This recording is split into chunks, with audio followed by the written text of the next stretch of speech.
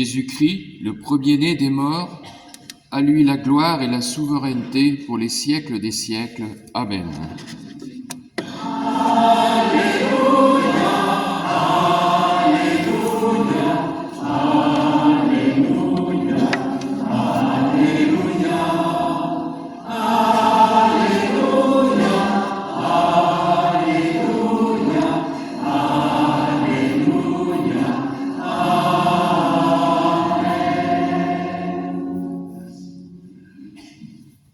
Le Seigneur soit avec vous.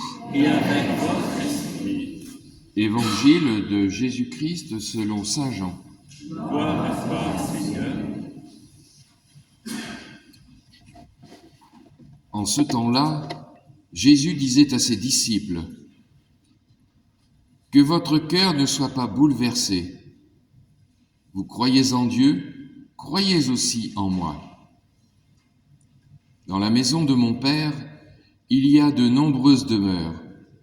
Sinon, vous aurais-je dit, je pars vous préparer une place ?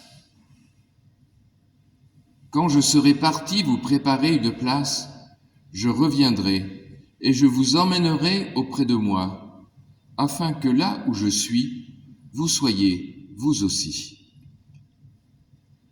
Pour aller où je vais, vous savez le chemin. » Thomas lui dit : « Seigneur, nous ne savons pas où tu vas.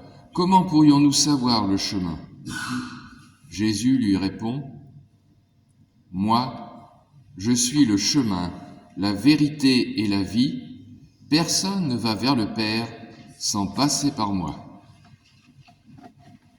Acclamons la parole de Dieu. Louange à toi, Seigneur Jésus.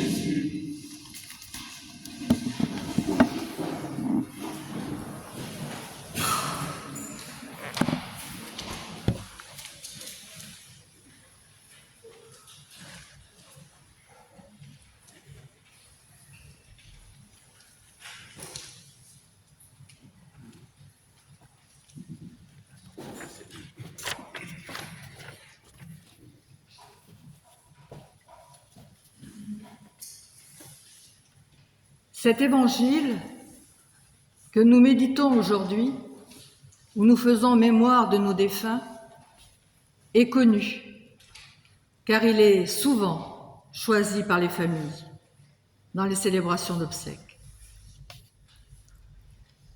Ces paroles que nous venons d'entendre sont extraites du premier discours d'adieu prononcé par Jésus.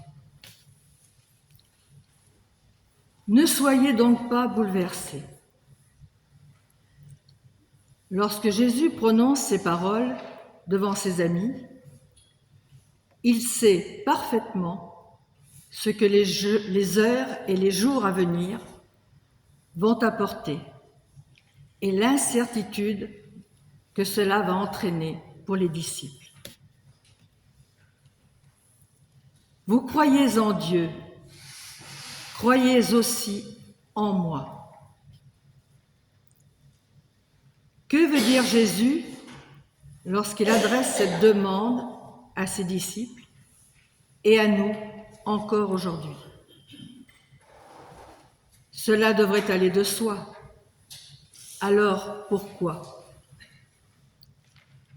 Quelle image derrière le nom de Dieu pour les disciples et pour nous ? Peut-être parce qu'il est plus facile de croire en un Dieu lointain, qui fait peur parfois, ou un Dieu un peu super-héros, comme pourraient le dire les enfants, qui déciderait à notre place, que de croire Jésus, qui se fait si proche de nous, qui veut tout partager de notre humanité, qui a besoin de nous, mais qui nous laisse libres. Croire, c'est faire confiance à la parole de quelqu'un, oser s'engager sur cette parole. Quand Jésus parle, il s'engage totalement et le Père s'engage à travers lui. Le Père dont il est le Verbe. Jésus, visage concret du visage de Dieu. Croire Jésus, c'est laisser impossible advenir. Dans la maison de mon Père, pour nous dire quelque chose de cet ailleurs, Jésus prend une image familière, la maison, une image qui peut parler à tous. Dans cette maison où Jésus désire nous préparer une place, beaucoup peuvent trouver leur demeure.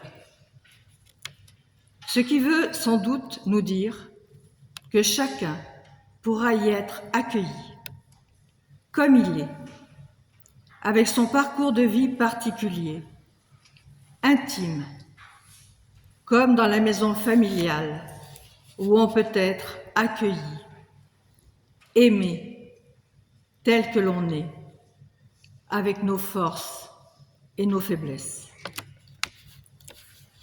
Cette maison dont Jésus parle n'est pas réservée à quelques privilégiés. Elle est ouverte à tous si nous voulons bien nous y laisser conduire. Pour aller où je m'en vais, vous savez le chemin. Alors Thomas pose la question. Thomas se fait l'écho des hommes de l'époque et se fait l'écho de nos questions aujourd'hui. Nous ne savons pas où tu vas. Comment savoir le chemin? Le doute même en présence de Jésus. Alors, comment pourrions-nous ne pas douter parfois? À cette question vient la réponse de Jésus. Moi, je suis le chemin, la vérité, la vie. Personne ne va vers le Père sans passer par moi. À toutes les questions sans réponse, à toutes les interrogations, Jésus ne donne pas d'autre réponse que lui-même. Il est ce chemin vers Dieu. Le suivre, c'est accepter de lui ouvrir la porte de nos vies. C'est accepter de construire une relation avec lui. Parfois, pas à pas, pendant toute une vie. Le suivre, c'est un chemin d'espérance, de confiance.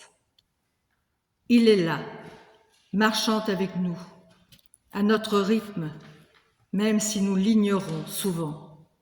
Il ne se lasse jamais de nous porter. Aujourd'hui, nous confions tous les défunts, tous nos proches, tous ceux que nous aimons et qui nous manquent. Croyons qu'ils sont là, présents, à la place préparée pour eux. L'invisible fait partie de la vie.